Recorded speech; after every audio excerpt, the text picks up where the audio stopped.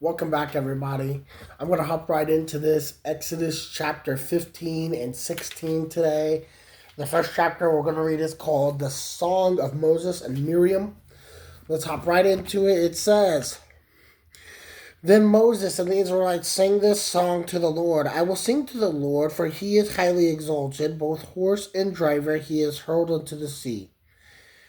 The Lord is my strength and my defense. He has become my salvation. He is my God, and I will praise him, my Father God, and I will exalt him. The Lord is a warrior, the Lord is his name. Pharaoh's chariots and his army he has hurled into the sea. The best of Pharaoh's offers are drowned in the Red Sea. The deep waters had covered them. They sank to the depths like a stone. Your right hand, Lord, it was majestic in power. Your right hand, Lord, shattered the enemy. In the greatness of your majesty, he threw those who opposed you. You threw those who opposed you. You unleashed your burning anger and consumed them like stubble. By the blast of your nostrils, the water piled up. The surging waters stood up like a wall. The deep waters congealed in the earth, in the heart of the sea. The enemy boasted, I will pursue, I will overtake them, I will divide the spoils, I will gorge myself on them, I will draw my sword and my hand will destroy them. But you blew with your breath, and the sea covered them. They sank like lead in the mighty waters. Who among the gods is like you, Lord? Who is like you? Majestic in holiness, awesome in glory, working wonders. You stretched out your hand, or your right hand, and the earth swallowed your enemies. In your unfailing love, you will lead the people you have redeemed. In your strength, you will guide them to your holy dwelling. The nations will hear and tremble. Anguish will grip the people of Philistia. The chiefs of Edom will be terrified. The leaders of Moab will be seized with trembling. The people of Canaan will melt away. Terror and dread will fall on them. By the power of your arm, they will be raised. They will be still as a stone until your people pass by, Lord, until the people brought pass by. You will bring them in and plant them on the mountain of your inheritance, the place, Lord, has you made for your dwelling, the sanctuary, Lord, your hands established.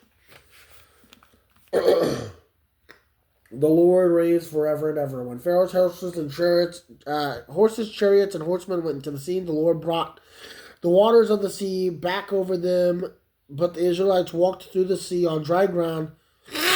Then Miriam the prophet, Aaron's sister, took a timbrel in her hand, and all the women followed her with timbrels with timbrels and dancing. Miriam sang to them, "Sing to the Lord, for he is highly exalted; both horse and driver he has turned into the sea." So that ends that section. Goodness sake, my allergies are tearing me apart this morning. I apologize. This is the same chapter, different section. It's called The Waters of Marah, Marah, and Elim, Elim. I could be wrong on that one. Here we go. Then Moses led Israel from the Red Sea, and they went into the desert of Shur. For 3 days they traveled in the desert without finding water. When they came to Marah, they could not drink its water because it was bitter. That's why the place was called Marah. So the people grumbled against Moses, saying, "What are we to drink?" Then Moses cried out to the Lord, and the Lord showed him a piece of wood. He threw it into the water, and the water became fit to drink. There the Lord issued a ruling and instruction for them, and put them to rest. He said, "If you listen carefully to the Lord your God and do what is right in His eyes, if you pay attention to His commands and keep all of His decrees, I will not bring on any of the diseases I brought on the Egyptians, for I am the Lord who heals you." Then they came to Elim, where were 12 springs, where there were 12 springs and 70 palm trees, and they camped there near the water. Okay, next chapter, chapter 16 is called Manna, Manna, and Quail, Quail. Let's see what they had to say. The whole Israelite community set out from Elim and came to the desert of Sin, which is between Elim and Sinai. Sinai. I think that's how I pronounce that, Sinai. On the 15th day of the second month after they had come out of Egypt. In the desert, the whole community grumbled against Moses and Aaron. The Israelites said to them, "If only we had died by the Lord's hand in Egypt. There we sat around pots of meat and ate all the food we wanted, but you have brought us into the desert to starve this entire assembly to death." What ungrateful pieces of trash. Let's continue on. Then the Lord said to Moses, "I will rain down bread from the heaven for you. The people are to go out each day and gather enough for that day. In this way, I will test them to see whether they will follow my instructions. On the sixth day, they are to prepare what they bring in, and that is to be twice as much as they gathered on the other days." So Moses and Aaron said to all the Israelites, "In the evening you will know that it was the Lord who brought you out of Egypt, and in the morning you will see the glory of glory of the Lord, because he has heard your grumbling against him." "Who are we that you should grumble against us?" Moses also said. Moses also said, "You will know that it was the Lord when he gives you meat to eat in the evening and all the bread you want in the morning, because he has heard your grumbling against him. Who are we? You are not grumbling against us, but against the Lord." My allergies are not giving me any mercy today, any grace. Where were we at? Then Moses told Aaron, "Say to the entire Israelite community, come before the Lord, for he has heard your grumbling." While Aaron was speaking to the whole Israelite community, they looked toward the desert, and there was the glory of glory of the Lord appearing in the cloud. The Lord said to Moses, "I have heard the grumbling of the Israelites. Tell them at twilight you will eat meat, and in the morning you will be filled with bread. Then you'll know that I am the Lord your God." So they've already said this. Again, there's a redundancy over and over and over and over again.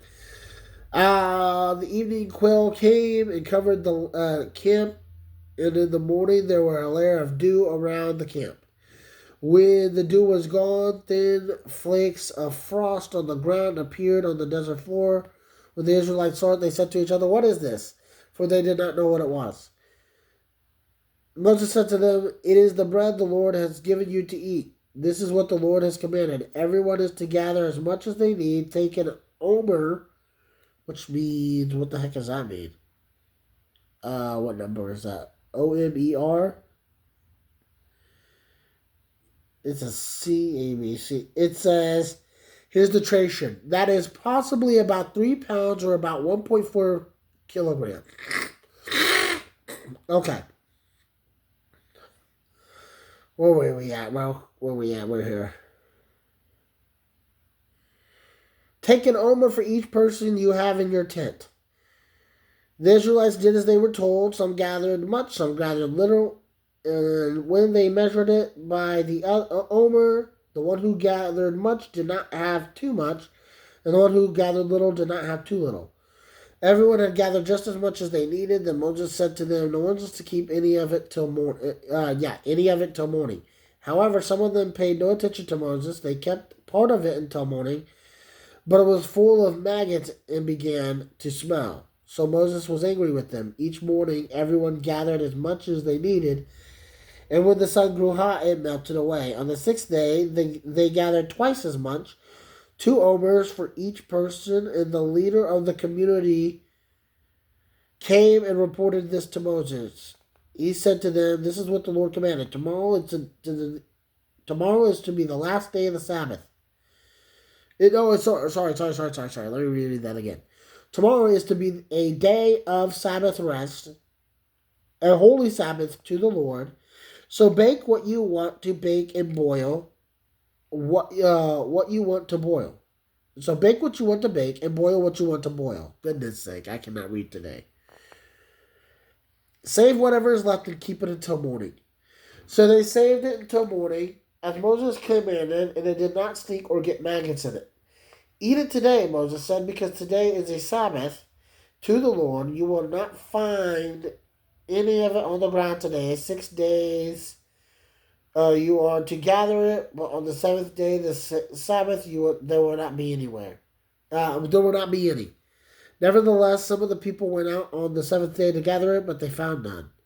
Then the Lord said to Moses, how long will you refuse to keep my commands and instructions? Bear in mind that the Lord has given you the Sabbath. That is why on the sixth day he gives you bread for 2 days. Everyone is to stay where they are on the seventh day. No one is to go out. So the people rested on the seventh day. The people of Israel called the bread manna. It was white like coriander seed and tasted like wafers made with honey. Moses said, "This is what the Lord has commanded. Take an omer of manna and keep it for the generations to come, so that they can see the bread I gave to you to eat in the wilderness when I brought you out of Egypt." So Moses said to Aaron, "Take a jar and put an omer of manna in it, then place it before the Lord to be kept for generations to come." As the Lord commanded Moses, Aaron put the manna in with the tablets of the covenant law so that it might be preserved. The Israelites ate manna 40 years until they came to a land that was settled. They ate manna until they reached the border of Canaan. An omer is 1/10 of an ephah. And that ends chapter 16. So neither one of these chapters were very, I guess you could say, eventful. Not a lot went on. They were just eating, camping, crying, whining, complaining. But I'm going to go ahead and call it there today. Goodness, my allergies are just destroying me today. My apologies. Hopefully tomorrow I can come back with a little bit more quality. I hope you have a blessed day. See you tomorrow.